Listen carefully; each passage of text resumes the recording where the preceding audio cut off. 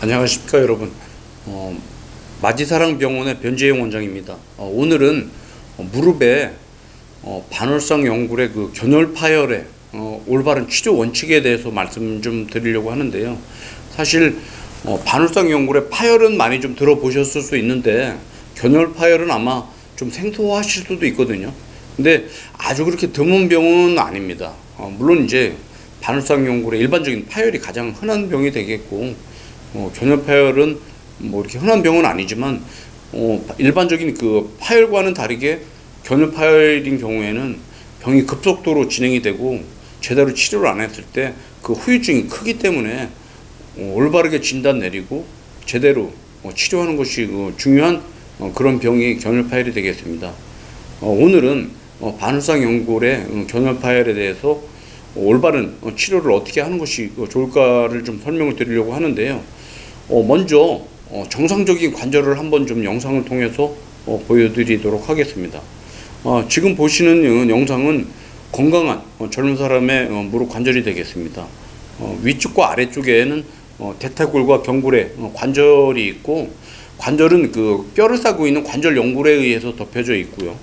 그 중간에는 우리가 흔하게 그 물렁뼈라고 알고 있는 반월성 연골이 있게 되는데, 반월성 연골은 앞쪽과 뒤쪽에 뼈에 부착이 됨으로 인해서 기능을 하게 되는데, 우리가 이제 스프링의 기능을 하려면 양쪽에서 이렇게 꼭 잡아줘야 되는 위치하고 똑같습니다. 지금 그림에서 보시는 바와 같이 무릎의 관절은 위에 쪽에 있는 대퇴골과 밑쪽에 있는 그 경골의 그 관절의 그 모양이 서로 일치하지 않기 때문에 반월성 연골이 기계로 치면은 베어링 같은 역할, 이제 그 맞지 않는 관절을 맞춰주는 역할을 하고요. 또 한 가지는 충격을 흡수하는 스프링 같은 역할을 하게 되거든요. 그렇기 때문에 무릎 관절에서는 이 반월성 연골의 기능이 아주 중요하거든요. 근데 만약에 반월성 연골의 이런 기능이 없어진다면은 심각한 후유증이 오는데, 대표적인 후유증이 이제 관절염이 되겠습니다. 반월성 연골의 그 견열 파열에 대해서 잠깐 설명을 좀 드리려고 하는데요. 지금 그림에서 보시는 바와 같이 대부분 그 이제 연골의 그 부착 부위에서 떨어지게 되는데, 주로 뒤쪽에서 뼈의 부착 부위로부터 떨어지는데, 이것을 견열 파열이라고 하고요. 지금 그림에서 보시는 바와 같이 이렇게 빨간 표시를 한 부위에 연골이 떨어지게 되면은 그냥 하루 한순간에 연골의 기능이 없어지는 그런 상황이 돼버리게 되거든요. 이제 그러면 이제 병이 이제 좀씩 악화가 되는 그런 상황이 되겠습니다. 만약에 반월성 연골의 견열 파열이 생긴다면은 그때 그 느끼는 증상들은 딱 그 교과서적으로 전형적인 증상이 발생이 되는데, 처음에 다칠 때는 오금에서 뜨끔하면서 끊어질 듯한 통증이 생긴다고 얘기들을 많이 하시고, 그때는 통증이 너무 심해서 이렇게 주저앉았다는 그런 얘기들을 종종 하시거든요. 그래서 만약에 뭐 이제 계단을 내려가거나 아니면 버스 같은 데서 내려올 때, 아니면 쪼그리고 앉아서 일을 하다가 갑자기 오금 쪽에서 뜨끔하는 통증이 있고 일어나지를 못하는 그런 증상이 있었다면은 한번 견열 파열을 의심을 해야 될 것 같고요. 만약에 견열 파열이 있는 분이라면은 오금 쪽에 통증이 꽤 심하거든요. 그러면서 이제 사용을 할 때 무릎 안쪽에 통증이 있게 되겠고요. 견열 파열의 또 다른 이제 증상 중에 하나는 물이 많이 찬다는 것입니다. 그래서 무릎이 아파서, 오금 쪽이 아파서 병을 갔는데 무릎에서 주사기로 물을 자꾸 빼낸다. 만약에 그런 증상이 있다면은 반월성 연골의 견열 파열을 의심해 볼 필요는 있을 것 같습니다. 잠깐 동영상 몇 개를 통해서 만약에 반월성 연골의 견열 파열이 되면 병이 어떤 식으로 진행이 되는가에 대해서 한번 그 진행 과정을 한번 설명을 좀 해 드리려고 하거든요. 먼저 반월성 연골이 그 뼈로부터 이렇게 견열 파열이 됐을 때, 초기에는 이렇게 그 동영상에서 보시는 바와 같이 연골이 뼈에 부착된 부위가 이렇게 덜렁거리는 걸 볼 수가 있죠. 사실 이때는 만약에 바로 진단만 되면은, 적절한 치료를 한다면은 좋아질 수 있는 그런 상황이 되겠습니다. 근데 대부분 이제 진단을 초기에 못하는 분들이 많은데요. 만약에 이게 이제 조금씩 진행이 된다면은 지금 영상에서 보시는 바와 같이 연골이 원래 위치로부터 밀려나가게 되겠죠. 그렇게 되면은 관절에서 위에 뼈와 밑에 뼈의 그 베어링 같은 역할과 충격을 흡수하는 스프링 같은 효과가 없어지게 되겠고요. 그렇게 되면은 이제 지금 보시는 영상과 같이 아래쪽과 위쪽에 있는 뼈를 타고 있는 연골이 닳아서 없어지게 되겠고, 궁극에는 관절염이 진행이 되는 그런 쪽으로 변형이 진행이 되겠습니다. 이렇게 견열 파열은 이제 적절한 진단과 치료가 안 되면은 이제 좀 심각하게 관절염이 진행이 되는 그런 병이 되는데, 진단은 일반적인 검사로서는 사실 힘듭니다. 가장 흔하게 할 수 있는 이제 검사가 이제 우리가 일반적으로 엑스레이나 초음파 검사를 하게 되는데, 이런 검사로서는 진단이 안 되기 때문에 초기에 진단을 못해서 병이 악화가 되는 분들이 있는데, 앞서 말씀드렸듯이 오금 쪽에 통증이 있고 무릎 안쪽을 사용할 때 계속 아프고 자꾸 물이 찬다면은 MRI 촬영을 꼭 해보시고요. 만약에 MRI 촬영을 한다면은 진단하는 건 그렇게 어렵진 않은데, 간혹 가다가 MRI를 촬영을 했음에도 불구하고 진단이 안 되는 분들이 있거든요.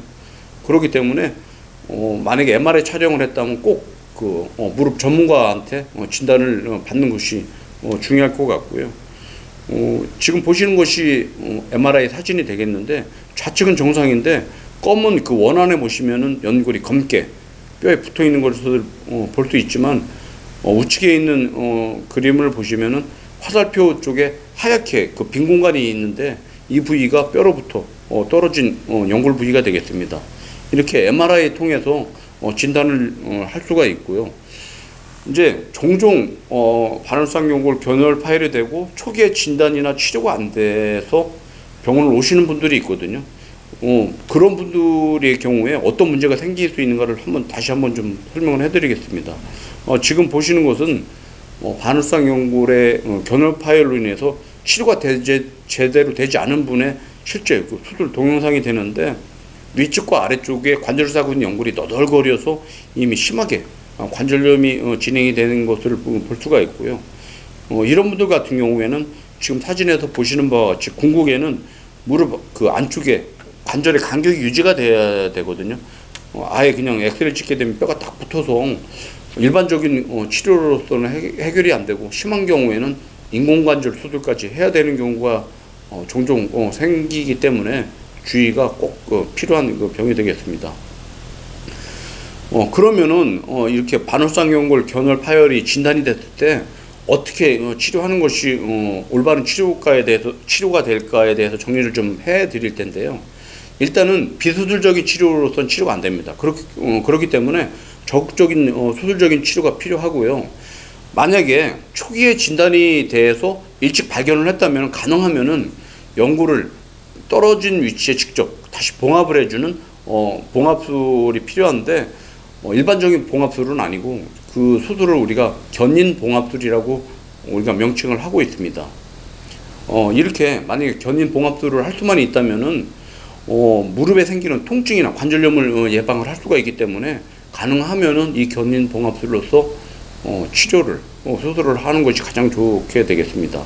만약에 초기에 진단이 안 되고 6개월 1년씩 방치가 되는 분들이 가끔 있거든요. 이런 분들인 경우에는 이미 관절을 싸고 있는 연골에 뼈 연골에 손상이 오기 때문에 견인 봉합술만으로서는 불가능하고, 대부분 이런 경우에는 이렇게 옷자다리가 되고 휘어져서 체중의 축이 무릎 안쪽으로 이렇게 쏠리는 경우가 많거든요. 이런 경우에는 근위경골 절골술이라고 해서 휘어진 다리를 펴주는 그런 수술적인 치료가 필요하게 되겠습니다. 그러면은 각각의 수술법을 잠깐 설명을 좀 해드리겠습니다. 먼저 견인 봉합술에 대해서 설명을 해드릴 텐데, 지금 보시는 사진과 영상과 같이 떨어진 연골을 직접 그 실로 꿰매서 뼈에다가 붙여주는 그런 수술법이 되겠고요. 지금 영상에서 보시는 바와 같이 연골이 이게 뼈에서 떨어져서 시간이 지나가면 이렇게 밀려나가게 되거든요. 그렇게 밀려나가 있는 연골을 실로 꿰매서 직접 뼈에다 심어주는 그런 수술이 견인 봉합술이 되겠습니다. 지금 보시는 것은 견인 봉합술 후에 그 결과를 보여드리기 위해서 제가 MRI 사진을 준비를 했는데, 좌측은 수술하기 전에 연골과 뼈가 이렇게 갭이 있어서 떨어져 있는 것이 있다면은, 이 환자 같은 경우에는 수술을 7개월째 촬영한 MRI인데 떨어진 연골이 뼈에 붙어 있고 연골도 제자리에 들어와 있는 것을 볼 수가 있습니다. 이렇게 되면은 이제 상당히 좋은 결과를 얻을 수가 있게 되겠죠. 앞서 말씀드렸듯이 진단이 늦게 되고 이미 관절 연골에 손상이 있다면은 절골술을 고려해야 된다고 말씀을 드렸는데, 지금 사진에서 보시는 바와 같이 견혈 파열이 이렇게 오래 진행이 된 분들을 보면 대부분 이렇게 옷자다리 같이 휘어져 있는 경우가 많습니다.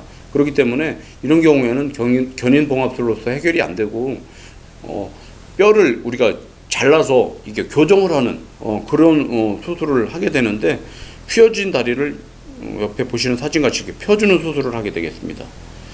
지금 보시는 사진은 실제 수술한 환자의 엑스레이 사진이 되는데, 좌측에 있는 것은 수술하기 전이 되겠고요. 우측에는 절골술을 해서 우리가 원하는 각도만큼 이렇게 펴준 후에 촬영한 사진이 되는데, 아무래도 견인봉합술보다는 좀 더 큰 수술이 되겠고, 보통 이렇게 근위경골 절골술을 하게 되면은 1년 후에 내구정물을 제거해야 되는 추가적인 수술이 필요하게 되겠습니다. 물론 이렇게 근위경골 절골술을 해도 통증은 많이 좋아지게 되겠습니다. 근데 가능하면은 초기에 적절한 치료를 하셔서 견인봉합술을 통해서 제대로 치료하는 것을 여러분한테 권해드리고 싶습니다. 오늘은 무릎의 반월상 연골의 견혈 파열의 올바른 치료 방법이 어떤 것인가를 설명을 해드렸습니다. 감사합니다.